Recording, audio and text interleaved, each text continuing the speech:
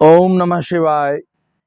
जय हिंद दोस्तों। मेरा नाम बाबा रामदास है और आप मेरा यूट्यूब चैनल देख रहे हैं दद्दा की खरी खरी। पिछले 2 दिनों में मैंने 2 वीडियोस बनाए और उन 2 वीडियोस पे एक बड़ी अजीब सी प्रतिक्रिया मुझे देखने को मिली। इसके अलावा मैंने इन्हीं विषयों पे फेसबुक की अपनी वॉल पे भी कुछ आर्टिकल्स लिखे। उस पे भी कुछ लोगों ने ना कुछ जातिवादी कीड़े, मैं इनको जातिवादी कीड़े बोलता हूँ, वो हर चीज में जातिवाद ढूंढ लेते हैं। तो जातिवादी कीड़ों ने बहुत गंद मचाया है। और मैं आपको बता दूं, और आप जो लोग मुझे जानते हैं कि तब मैं जातिवाद में कतई विश्वास नहीं करता, मैं कोई जातिवादी टिप्पणी नहीं करता। और मेरे लिए सिर्फ सनातन हिंदू धर्म ही एकमात्र मेरी जाति है। मैं सिर्फ और सिर्फ हिंदू हूं। मैं किसी जाति से अपने आप को एसोसिएट नहीं करता और न मैं जातीय चश्मे से समाज को देखता हूं। मैं सबसे पहले एक भारतीय हूं, एक राष्ट्रवादी हूं, एक सनातनी हिंदू हूं। मेरी कोई जाति नहीं है।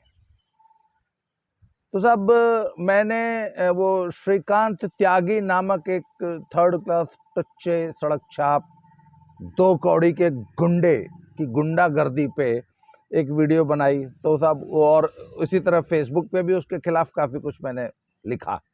तो एक जातीय कीड़ा जो है उस पे आके मुझे ज्ञान देने लग गया कि नहीं नहीं वो ये वो यूं यूं यूं। और आज मैं देख रहा था कि सोशल मीडिया पे बहुत कुछ उसके बारे में लिखा जा रहा है और बहुत से जातिवादी कीड़े उसके समर्थन में उतर आए हैं। तो मैं यार हमेशा एक बात कहता हूँ कि एक बात बताओ ना, एक तो तुम्हें उसको जातीय चश्मे से इस घटना को देखना नहीं चाहिए। एक गुंडा था, वो अपने मोहल्ले में, उसको रहने की तमीज नहीं थी। उसको ये नहीं मालूम कि जिस मोहल्ले में रहा जाता है, आप कितने भी बड़े गुंडे हो, वहां पे बहुत शराफत से रहना चाहिए। अपने गांव घर में, अपने मोहल्ले में, अपनी कॉलोनी में लोग आपको देख के सुरक्षित महसूस करें, न कि आपको देख के घरों में छिप जाएं और आप अपने निरीह पड़ोसियों पे ही अपनी तुच्छी 3rd क्लास गुंडागर्दी, खोखली, नकली गुंडागर्दी दिखाएं, अपना रसूख दिखाएं, है ना, अपना प्रभाव, झूठा प्रभाव दिखाएं। तो वो त्यागी जी जो है अपने मोहल्ले में ही गुंडागर्दी करते थे, वो भी औरतों के सामने। हैं, उन्होंने 10-15 बाउंसर पाल रखे थे। वो बाउंसर, सारी बाउंसरगिरी वो ओमेक्स कॉलोनी में ही बेचारे शरीफ सीधे साधे लोगों को दिखाते थे। तो अभी पता लगा कि साहब कुछ उनके समाज के कुछ लोग उनके समर्थन में उतर आए हैं कि उनके ऊपर इनाम क्यों रख दिया। अरे फरार थे, इनाम रख दिया, पकड़ लिया, जेल में डाल दिया। जज ने उनको जमानत नहीं दी, 14 दिन की न्यायिक हिरासत में जेल भेज दिए गए। उनके ऊपर गुंडा एक्ट लग गया, गैंगस्टर। बोलो जी गैंगस्टर क्यों लगा दिया, क्यों नहीं लगाएंगे। अरे तुम 4 स्कॉर्पियो से चलते हो, 4-10 नाल बंदूक लेके चलते हो, 15 गुंडे साथ लेके चलते हो, तुम्हारा गैंग है। तुम्हारा एक सिंपल पड़ोस की एक महिला से, कॉलोनी की एक महिला से तू मैं हो गई, तो तुमने 15 गुंडे कॉलोनी में भेज दिए, उसमें से 5 या 6 अरेस्ट करके जेल भेज दिए गए हैं। तुमको गुंडा क्यों ना कहा जाए। तुम्हारी हल्की सी तू मैप में पर तुम्हारे गिरोह के लोग कॉलोनी में औरतों से लड़ने आ जाते हैं। तुमको कोई गुंडा गैंगस्टर क्यों ना बोले।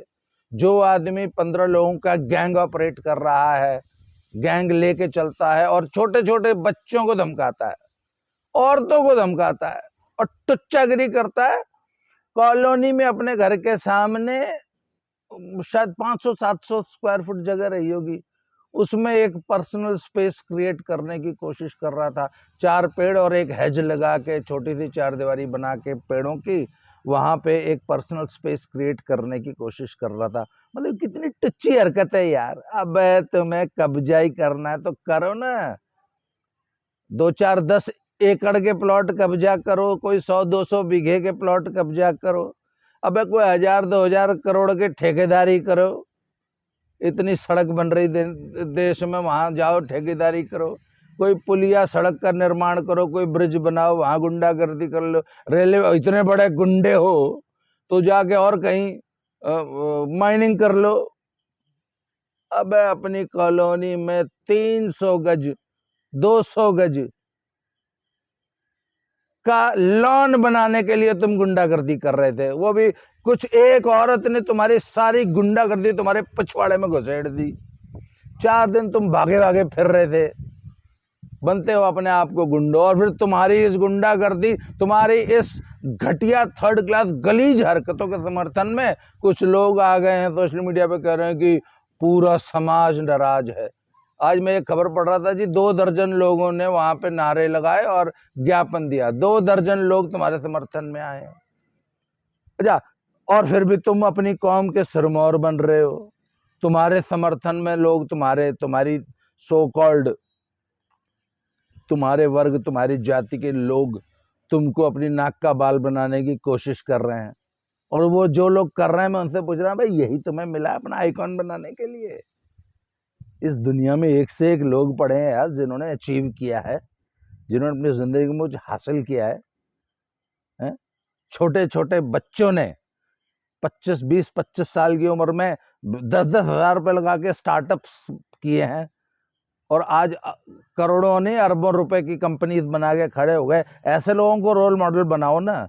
बच्चे जो हैं ओलंपिक्स में मेडल जीत रहे हैं, गरीब घरों के बच्चे आईएएस बन रहे हैं, डॉक्टर्स बन रहे हैं। वो जिनके घर में खाना नसीब नहीं होता था, ऐसे बच्चे आईएएस टॉपर हो रहे हैं। उनको आइकॉन बनाओ ना, सोसाइटी का आइकॉन बनाना है तो। हैं, इतने बड़े बड़े समाज सेवी हैं,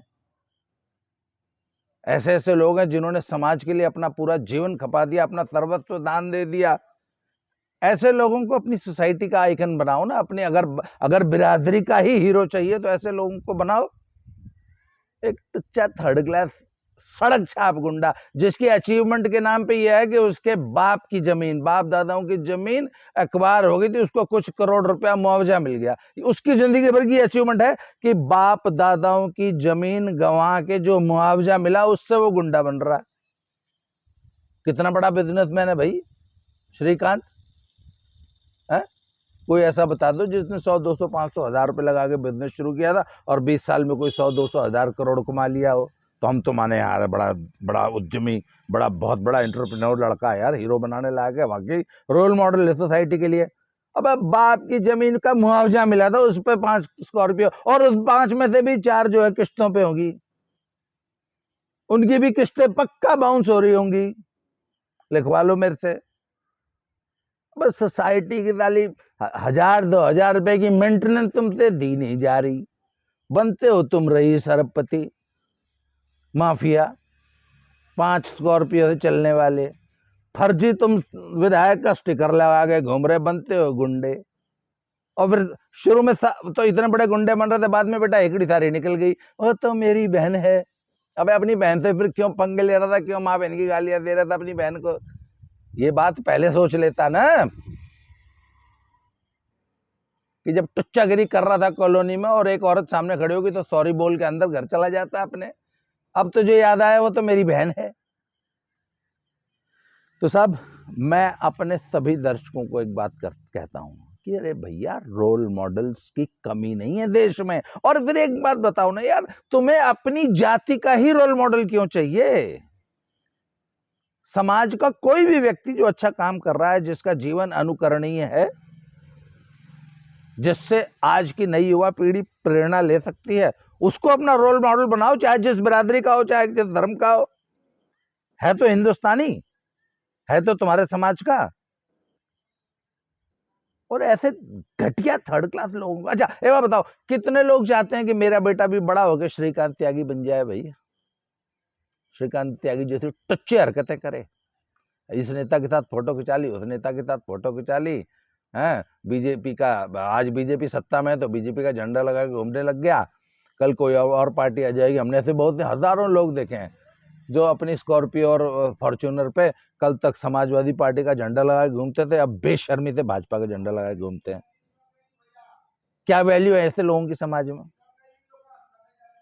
तो भैया, ऐसे लोगों को रोल मॉडल बनाने की जरूरत नहीं है। एक दूसरा मुद्दा था कि वो भाई लोग नाल मढ़ा रहे हैं, ओ हमारे बिरादरी के, हमारे हरियाणा के इतने छोरों ने मेडल ले लिए।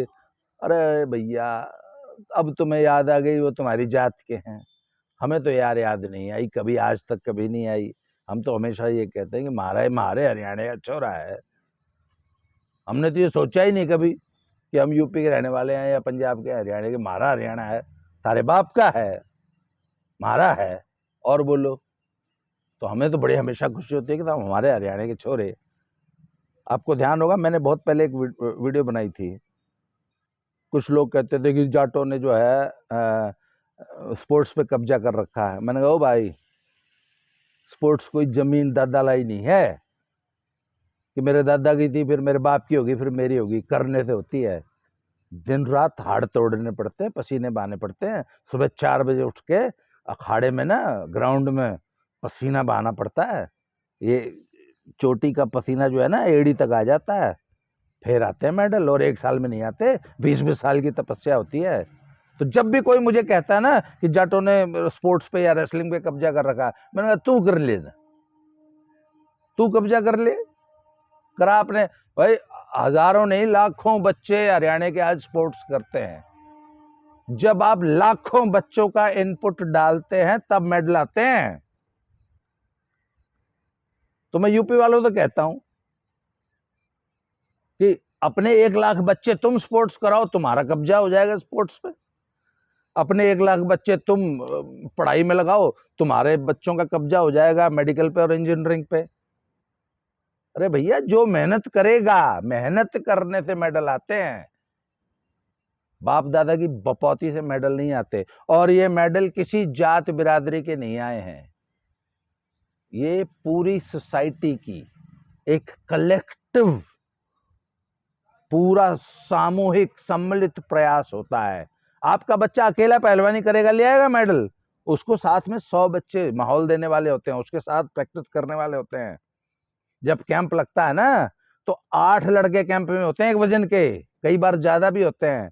वो 8-9 आपका लड़का अकेले होकर ले आओगे मेडल? अरे भैया, वो 8 लड़के मिलके आपकी प्रैक्टिस कराते हैं, आपका मोराल अप रखते हैं, आपका पार्टनर बनते हैं, तब आपका मेडल आता है। ठीक है, मेडल आपके गले में पहनाया जाता है, पर पूरी टीम का एक कलेक्टिव प्रयास होता है। तो अगर आज हमारे बच्चे अगर मेडल्स ले रहे हैं वर्ल्ड टूर्नामेंट्स में, तो वो हमारे पूरे समाज का। और इसके लिए निश्चित रूप से मैंने देखा है कि वहाँ हरियाणा के गांव-गांव में अखाड़े हैं, स्टेडियम्स हैं। हर गांव के हजारों बच्चे सुबह 4 बजे उठ के प्रैक्टिस करने जाते हैं और उनके बाप जो हैं हाथ में दूध और घी की डोली पकड़ के बच्चे के पास जाते हैं अखाड़े में। बाप की 20 साल की तपस्या होती है, तब आते हैं मेडल। इसलिए इसको हमारी जाति का मेडल या हमारे स्टेट का मेडल कह के आप उस मेडल की बेइज्जती कर रहे हैं। उसको, उस इतनी बड़ी अचीवमेंट को अपनी जाति तक सीमित करके आप पूरी की पूरी एक इतनी गौरवशाली अचीवमेंट को ना छोटा बना रहे हैं, तुच्छ बना रहे हैं, अपनी घटिया, टुच्ची, 3rd क्लास सोच के कारण। अगर आज इंडिया स्पोर्ट्स में अच्छा कर रहा है तो ये इसमें पूरे देश का कलेक्टिव प्रयास है। आप किसी एक स्टेट को इसका आप पूरा बेनिफिट मत दीजिए या श्रेय मत दीजिए। ये हमारे पूरे समाज, हमारी पूरी सोसाइटी का कलेक्टिव प्रयास है इसके लिए। और देखिए, पूरे देश में माहौल बनता है तब जाके प्रगति होती है, तब जाके उन्नति होती है। इसलिए थोड़ी सी अपनी सोच को बड़ा करो यार। कब तक ये बहुत ही छोटी सोच में आप उलझे रहेंगे और खुद भी उलझे रहेंगे, लोगों को भी उलझाते रहेंगे। इसलिए ये जातिवादी टिप्पणियां करनी बंद कीजिए, एक राष्ट्र की तरह सोचना शुरू कीजिए। और निश्चित रूप से जब हमारा पूरा राष्ट्र इस तरीके से सोचने लगेगा ना, देखिए सारा खेल जो है ना वो सोच का ही होता है। आप अपनी सोच को कितना बड़ा कर सकते हैं, कितना दूर की आप सोच सकते हैं, कितना बड़ा सोच सकते हैं, तभी कोई राष्ट्र महान राष्ट्र बनता है। इसलिए मैं हमेशा अपनी वीडियोस में कहता हूं, अपनी मैं अपने मित्रों से कहता हूँ, अपने स्टूडेंट्स से कहता हूँ कि हमेशा अपनी सोच को बड़ा बनाओ, छोटी चीज़ों पे ध्यान मत दो, छोटे लक्ष्यों पे फोकस मत करो, छोटी-छोटी चीज़ों पे अपना ध्यान मत भटकाओ, बहुत बड़ा सोचना सीखो, बहुत बड़ा सोचो। तो साहब आज के लिए इस विषय पे इतना ही, बहुत जल्दी अगले विषय पे फिर से मिलते हैं। Thank you very much.